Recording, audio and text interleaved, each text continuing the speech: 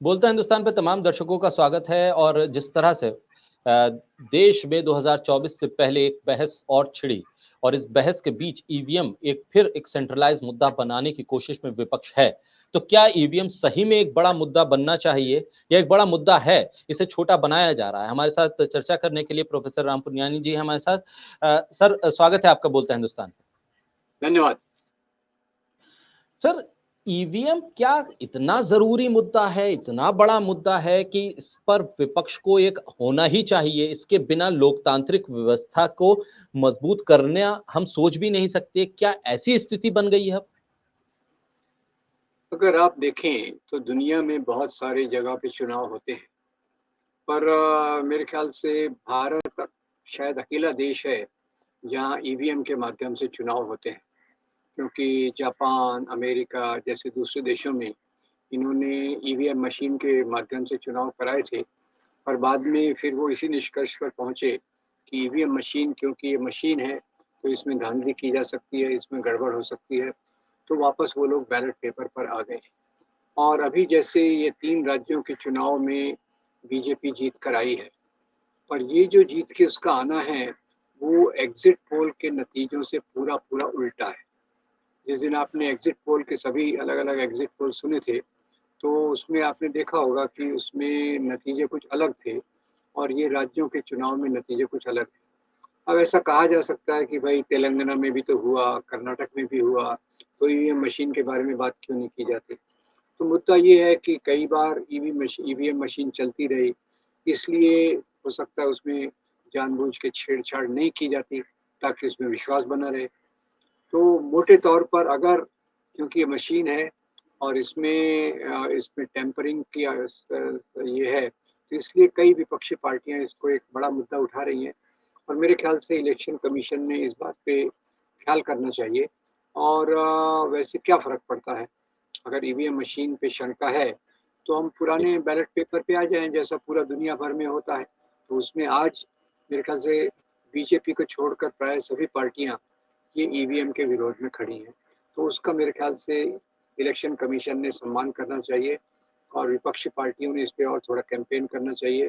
हर शहर में इसके बारे में शायद साइलेंट मार्च निकाल सकते हैं और इलेक्शन कमीशन थोड़ा-सा निष्पक्ष होकर अगर करे, तो वो निश्चित रूप से ईवीएम मशीन को बाजू में रखकर और पुराने बैलेट पेपर पर वापस आ सकता है।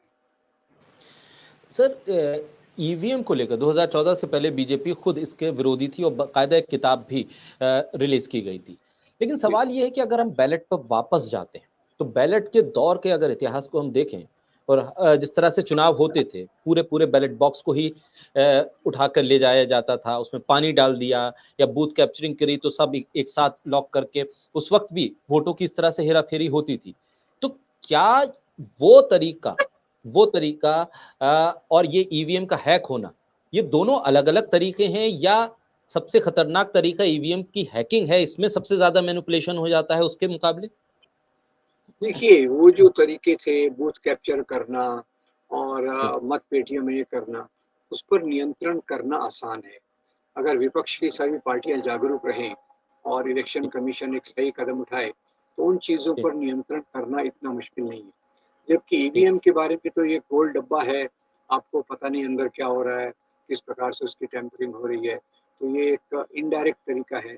इसलिए उससे तो डायरेक्ट बैलेट में खतरा कम है, इस बात में कोई शंका नहीं है कि उस समय भी होता था कई बार बूथ कैप्चरिंग वगैरह, पर उन चीज़ों पर नियंत्रण करना पुराने अनुभव के आसार से आसान है, जब बजाय ईवीएम मशीन के। ईवीएम मशीन में धोखा ज़्यादा है, पता भी नहीं चलता, इसीलिए उसको मेरे ख्याल से इलेक्शन कमीशन उसको रिजेक्ट करना चाहिए।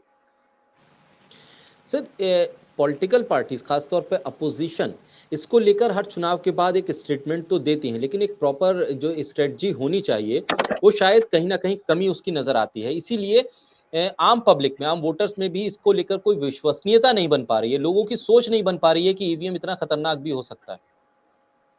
देखिए, अभी मेरे ख्याल से इस बार कई राजनीतिक पार्टियों ने इसको सीरियसली लिया है और उन्होंने इलेक्शन कमीशन से समय भी माँगा है कि आप हमें समय दीजिए, वक़्त दीजिए, तो हम आकर इसके बारे में आपसे बात करेंगे। जहाँ तक आम लोगों का सवाल है, आम लोगों में तो ईवीएम के प्रति अविश्वास की भावना बहुत मजबूत है। तो उनको तो उम्मीद है कि ये पॉलिटिकल पार्टीज़ अपनी इस कैंपेन को, अपनी इस मुहिम को और मजबूती से ले जाएँ और इलेक्शन कमीशन के पास इसको ज़्यादा से ज़्यादा प्रतिनिधित्व इसका दें कि हमको ईवीएम मशीन नहीं चाहिए। और आज देखिए, आज मेरे ख्याल से बीजेपी को छोड़कर बाकी सभी पार्टियाँ ईवीएम मशीन को हटाना चाहती हैं। तो ये तो पूरी इस चीज़ का सम्मान होना चाहिए एक डेमोक्रेसी में। देखो सर, जिस तरह से अब हम पॉलिटिकल सिस्टम को देखें, बहुमत का जोर चल रहा है। आपके पास अगर हाँ, आंकड़े तय बहुमत है उससे कहीं ज्यादा है, तो आपके पास एक बहुत बड़ी ताकत होती है कि आप बिना विपक्ष के भी कानून पास करवा लेते हैं। जी, आप ऐसा कदम उठा देते हैं जिसपे विपक्ष के सांसदों को सदन से बाहर आप कर दें, कोई आवाज नहीं उठा सकता और कोई इस पर सवाल नहीं कर सकता, कोई रिएक्शन नहीं हो सकता। ऐसे में क्या मेजोरिटी का सत्ता में काबिज हो जाना और बहुमत के आंकड़े के दम पर यह दिखाना कि लोकतंत्र यही है, क्या ये लोकतंत्र को नुकसान पहुंचाने वाली स्थिति नहीं है? मेरे ख्याल से जो तरीके आजकल रूलिंग पार्टी अख्तियार कर रही है, वो हमारे लोकतांत्रिक तरीकों से पूरा-पूरा उलट है। अगर आप देखिए तो जैसे रमेश बिधूड़ी जैसे लोगों ने जिस प्रकार से नफ़रत की भाषा बोली, वो तो उनको तो कोई सस्पेंशन नहीं हुआ। बाकी जो लोगों ने अडानी के खिलाफ बात की या ये मुद्दों को उठाया जो देश के लिए ज़्यादा ज़रूरी है, तो उनको एक होलसेल में उनको एक्सपल्शन कर दिया। ये मेरे ख़्याल से अपने आप में इस प्रकार के कार्य को करना, ये लोकतांत्रिक तरीका नहीं है और इसका पूरा-पूरा विरोध होना चाहिए। सर, पॉलिटिकल सिस्टम में आज के हालात में अगर हम देखें तो एक कम्युनिटी को दूसरे कम्युनिटी का डर दिखाया जा रहा है। सीधे जी, तौर पे कहूँ कि ये दिखाया जाता है कि मुसलमान आपके ऊपर ताकतवर बनकर आ जाएगा, इसलिए हिंदुओं डरो और वोट बीजेपी को दो। क्या हिंदुओं को डर दिखाना, जैसा कि एक बयान भी शायद आपका है कि हिंदू खतरे में नहीं है, मोदी सरकार खतरे में है। क्या ये बयान जिस जिस वक़्त आपने दिया, क्या ये बयान सही है? और इस बयान के मायने अगर हम समझें, तो क्या मौजूदा सरकार सिर्फ़ धर्म के आसरे ही अब तक बहुमत हासिल कर रही है? इसमें तो कोई शक नहीं है, जब से बाबरी मस्जिद को गिराया गया है, उसके जी, बाद से ये भारतीय जनता पार्टी और आरएसएस, ये केवल धर्म के आधार पे ही लोगों में बँटवारे की राजनीति कर रहे हैं। और इनके बँटवारे में यही दिखाना है कि भई हिंदुओं पे अत्याचार हुए, उनके मंदिर तोड़े गए, तो इसलिए अब मस्जिदों को तोड़ के मंदिर बनाया जाए। फिर वो जो इंटरनेशनल फेनोमेनन था आतंकवाद का, उसमें से चुन-चुन के कुछ घटनाएँ लेकर बताएँगे कि आतंकवाद हिंदुओं के लिए खतरे में है, हिंदू उसके कारण खतरे में हैं। फिर मुसलमानों की जनसंख्या, आबादी बहुत बढ़ रही है, ये मेजॉरिटी हो जाएँगे। अब इसके बारे में तो बिल्कुल क्लियर है कि ये सब चीज़ों में कोई सच्चाई नहीं है। आतंकवाद कोई धर्म के कारण नहीं होता। आतंकवाद तो तेल के कुओं पर कब्ज़ा जमाने की राजनीति के लिए अमेरिका ने खड़ा किया था। फिर जहाँ तक पॉपुलेशन का भी सवाल है, वो भी हम देखें तो पॉपुलेशन में भी मुसलमान आज 14.2% है और उनमें भी जो फर्टिलिटी रेट है, फर्टिलिटी रेट मुसलमानों में भी गिर रहा है, हिंदुओं में भी गिर रहा है, गरीबों में कम गिर रहा है और मध्यम वर्ग में ज़्यादा गिर रहा है। तो जब तक जो भी गरीब समाज है, दलित समाज है, उनमें जनसंख्या की वृद्धि ज़्यादा होती है। पर ट्रेंड ये है कि मुसलमानों में भी ये प्रक्रिया कम हो रही है। और जैसे पुरानी election commission doctor S Y Quraishi की किताब बताती है कि मुसलमानों का मेजॉरिटी में होना, ये कम से कम भारत में इम्पॉसिबल है, पिछले अगले 2-300 साल तक, 2-300 साल तक। तो ख़ैर आपका जो सवाल है मुख्य रूप से एक-एक मुद्दे को लेकर बताया जाता है कि मुसलमान हिंदुओं के लिए कितना खतरा पैदा कर सकते हैं और ये हिंदुओं को डर दिखाकर उनको एक प्रकार से लामबंद किया जाता है और ये तरीका किया जाता है, एक टीवी मीडिया है, सोशल मीडिया है, व्हाट्सएप के माध्यम से है और जो शाखाएँ चलती हैं, उनके माध्यम से, कानाफूसी के माध्यम से हिंदुओं के बीच में इस प्रकार के सोच को मजबूत किया जाता है, जिसमें सच्चाई तो किसी प्रकार की नहीं है, पर क्योंकि उनके पास कार्यकर्ता बहुत हैं, मशीनरी उनकी बहुत स्ट्रॉन्ग है, इसलिए वो ये कर पाते हैं। जबकि उसका मुकाबला करने के लिए आपके जैसे चैनल्स, हज़ारों चैनल्स की ज़रूरत है। आपके जैसे जो लोग इस पे सच्चाई में काम करना चाहते हैं, उनको उनके लिए ज़रूरी है कि ये चीज़ों को सच्चाई को लोगों तक पहुँचाने की कोशिश करें, तभी हम इसका मुकाबला कर सकते हैं। सर अब पिछले कुछ दिनों से हम देख रहे हैं कि कुछ मस्जिदों को लेकर बार-बार चीज़ें सामने आ रही हैं। मथुरा हो, काशी हो, उसका ज़िक्र हो रहा है। अब दिल्ली की एक सुनहरी बाग मस्जिद को लेकर भी हुँ। ये इस तरह की चीज़ें आई कि इसको डेमोलिश किया जाएगा क्योंकि भई ट्रैफ़िक का बहुत यहाँ पर कंजेशन हो रहा है, ट्रैफ़िक जाम हो जा रहा है। क्या ये सिलेक्टिव अप्रोच है या सिलेक्टिव तरीका है कि आप एक खबर को उछालिए, उसके इर्द-गिर्द माहौल बनाइए, आप करें कुछ ना, लेकिन एक चर्चा बन जाए और एक डर का माहौल बन जाए? बिल्कुल सही कहा, बिल्कुल सही कहा। ये जो सुनहरी बाग मस्जिद के बारे में कहा जा रहा है, वैसे तो बाबरी मस्जिद को गिराया गया, अभी वो काशी और मथुरा की मस्जिदों की भी बात कर रहे हैं और उसके साथ सुनहरी बाग का एक नया मामला आ गया है कि ट्रैफ़िक का प्रॉब्लम है। अब समाज में, देश में इतनी ज़मीन है, आप रोड को किसी तरफ भी मोड़ सकते हैं। अगर ट्रैफ़िक का इतना बड़ा प्रॉब्लम है, तो आप उसको पूरा बायपास कर दीजिए, उसको वन वे कर दीजिए, उसकी तो कोई कमी नहीं है। पर क्योंकि ये सरकार एक प्रकार से जो मुस्लिम सिम्बल्स हैं, मुस्लिम प्रतीक हैं, उनको अटैक करके मुसलमानों को डराना चाहती है, अंदर से डराना चाहती है और उनके उनके खतरे को लेकर ये हिंदुओं को डराना चाहती है। दोनों तरफ से वो काम कर रही है। असली डराना तो ये करती है, वो मुसलमानों के अस्तित्व के लिए करती है, अस्तित्व के खिलाफ करती है और हिंदुओं को जो करती है, वो एक प्रोपेगेंडा के माध्यम से करती है।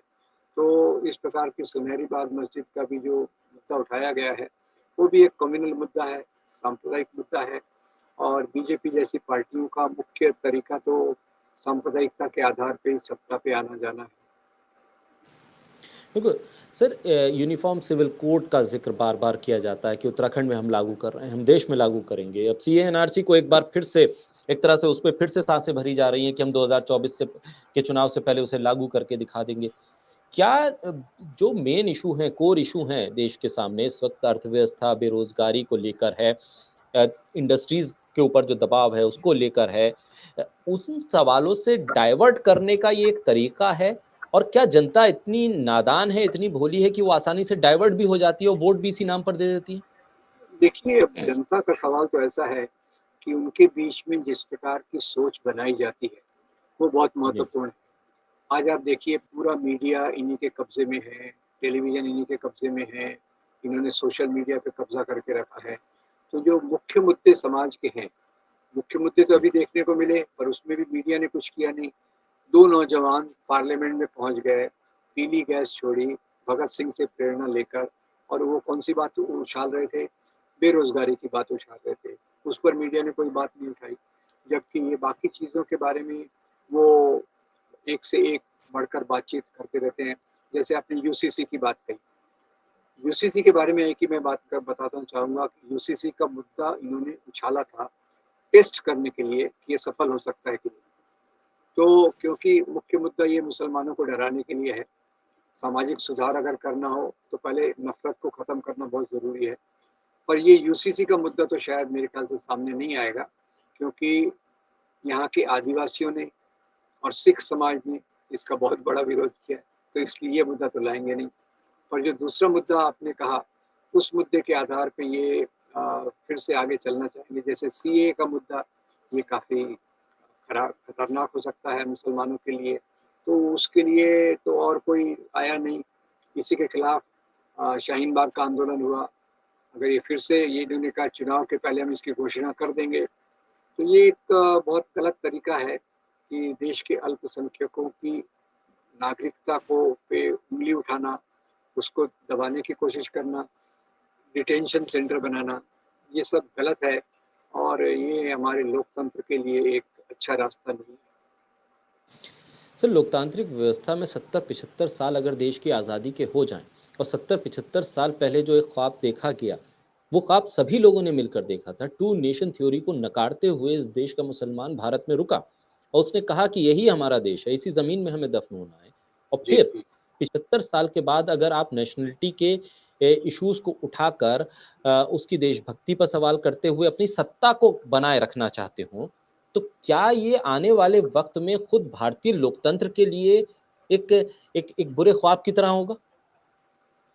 बिल्कुल सही कहा आपने। पहले तो ये बता दूँ कि 75 साल पहले भी जो हमने पूरे देश ने मिलकर सपना देखा था, उसमें कुछ लोग इससे अलग थे। जो हिंदू राष्ट्रवाद को मानते थे, उन्होंने इस सपने से कभी अपने आप को पहचान नहीं दी। संविधान से भी उन्होंने अपने आप को पहचान नहीं दी। तिरंगे झंडे को उन्होंने स्वीकार नहीं किया। उन्होंने भारत के सेक्युलर चरित्र को भी स्वीकार नहीं किया। वो हमेशा हिंदू राष्ट्र की बात करते रहे। अब हुआ क्या कि हम लोग तो चलते रहे इस रास्ते पर ये जो हिंदू राष्ट्र के मानने वाले थे, ये चुपचाप गलियों में, मोहल्लों में, शाखाओं के माध्यम से अपना प्रोपेगेंडा चलाते रहे। फिर बाद में 2003 के बाद से इन्होंने मीडिया पे कंट्रोल कर लिया। अभी 2014 के बाद से पूरा एजुकेशनल इंस्टीट्यूशंस पे कंट्रोल कर लिया और सब चीज़ों पे कंट्रोल कर लिया। तो जहाँ तक मुसलमानों का सवाल है, मुझे लगता है कि जो मुख्य पार्टियाँ हैं, उन्होंने मुसलमानों के बारे में सोचने की भी कोशिश की, तो धर्म ये हिंदुत्व की राजनीति उसके आड़े आ गई। मैं उसको आपको एक उदाहरण बताता हूँ। सच्चर कमेटी रिपोर्ट आई थी, उसका मकसद क्या था कि मुसलमान जो पिछड़ा है, उसको बराबरी के लेवल पे लाया जाए। तो डॉक्टर मनमोहन सिंह ने उस समय कहा कि भाई देश के जो हमारे साधन हैं, रिसोर्सेस हैं, उस पे पहला अधिकार देश के वंचित, पीड़ित तबकों का है। उनका तात्पर्य था दलित से, गरीबों से, मुसलमानों से। अब इसको ये हिंदू नेशनलिस्ट मेजॉरिटेरियन पॉलिटिक्स ने इस वाक्य को बदल दिया। प्रोपेगेंडा क्या किया कि मनमोहन सिंह कह रहे हैं कि देश के रिसोर्सेज पे पहला अधिकार मुसलमानों का है। तो सच्चर कमेटी जो आई वो फ्रीजर में पड़ी रही। तो ये जो इनका तरीका है, जहाँ भी मुस्लिम समाज थोड़ा भी ऊपर आ सकता है, तो पहले से ही उसके विरोध में एक बहुत बहुत मजबूत कदम उठा के वो काम करते हैं। क्योंकि इनके स्वयं सेवक, प्रचारक, कार्यकर्ता लाखों की तादाद में हैं, ये आसानी से अपनी बात को फैला देते हैं। तो इसलिए मुसलमानों की सुरक्षा में और उनके बारे में सही प्रचार जो करना चाहिए, वो समाज में नहीं हो पाता। ये मुस्लिम समाज के लिए एक बहुत बड़ी शोकांतिका है और मुझे लगता है कि अगर 2024 के चुनाव के बाद इंडिया गठबंधन अगर चुनाव जीतता है, तो निश्चित रूप से वो इस बात का ख्याल रखेगा। जैसे अभी आप देखिए कर्नाटक में येडियुरप्पा के जाने के बाद, उनकी बीजेपी सरकार के जाने के बाद अभी जो सिद्धिरमैया सरकार आई है, वो निश्चित रूप से ऐसे कदम उठा रही है जिससे मुसलमानों में वो डर ना हो, मुसलमान भी समाज के लेवल पर बराबर आए। तो हमें उम्मीद करना चाहिए कि जब तक अभी तक जैसे अभी तो पानी नाक से ऊपर चढ़ रहा है, तो हमको तो जागरूक होने की ज़रूरत है और इन बातों को इंडिया अलायंस के माध्यम से आगे ले जाना बहुत ज़रूरी है। जो मैं उम्मीद करता हूँ कि ये इंडिया अलायंस इसके बारे में ख्याल करेगा और मुसलमानों के जो सामूहिक डर है, सामूहिक उनको जो धकेला जा रहा है सेकंड क्लास सिटीजनशिप की तरफ, उसको वापस करने की कोशिश करेगा। ऐसी मैं केवल एक उम्मीद कर सकता हूँ। सर आखिर में ये कि क्या जिस तरह से नफ़रत का माहौल बढ़ा है और पॉलिटिकली नफ़रत फैलाने वाली ताकतें पावरफुल हुई हैं, क्या ये अपोजिशन की कमज़ोरी है? सही ढंग से मुद्दों को ना उठाना, अप्रोच का सही ना होना और उसको एग्ज़ीक्यूट ना कर पाना, क्या विपक्ष इस मामले में नाकाम रहा है? एक तरीके से आप सही बात कह रहे हैं, पर मैं दूसरी बात कह रहा हूँ कि किसी भी विपक्ष ने ये खतरा जी, पहचाना नहीं कि गली और मोहल्लों में जो शाखाएं चल रही है, उसमें से जो प्रोपेगेंडा निकल रहा है और मीडिया पे जो जी, कब्जा कर 2003 के बाद से, इनके बारे में अपोजिशन के ज़्यादा लोगों ने उतनी तवज्जो, उतना महत्व इसको नहीं दिया। तो उसके कारण ये चीज़ें बढ़ती गई हैं और वो एक कारण है विपक्ष की फेलियर तो है। उन्होंने इस बात को उतना महत्व नहीं दिया, ये बात तो सही है। पर वो है ना, जब जागे तभी सवेरा। अभी मुझे जी। लगता है कि के बहुत सारे नेता, बहुत सारे अभी कार्यकर्ता इस बात को पहचान रहे हैं कि हमारे असली मुद्दे हैं। असली मुद्दों को केवल केवल मुसलमानों की सुरक्षा का सवाल नहीं है, ये देश के जी। संविधान को बचाना और मुसलमानों के साथ-साथ ही दलित, आदिवासी, औरतें, इन सबको भी सुरक्षा और बराबरी का अधिकार देने की बात है। जो मेरा विश्वास है कि 2024 के चुनाव में अगर इंडिया का अलायंस आता है, तो वो इन चीज़ों को इम्पोर्टेंट महत्व देगा। बहुत शुक्रिया सर, बोलते हिंदुस्तान को वक़्त देने के लिए, हमसे बातचीत करने के लिए बहुत शुक्रिया। और तमाम दर्शक जो इस बातचीत को देख रहे हैं, सुन रहे हैं, उसे आगे तक पहुँचाएँ। मैं तमाम सोशल मीडिया प्लेटफ़ॉर्म को लाइक, सब्सक्राइब और शेयर करते रहें। सर एक बार फिर बहुत शुक्रिया आपका।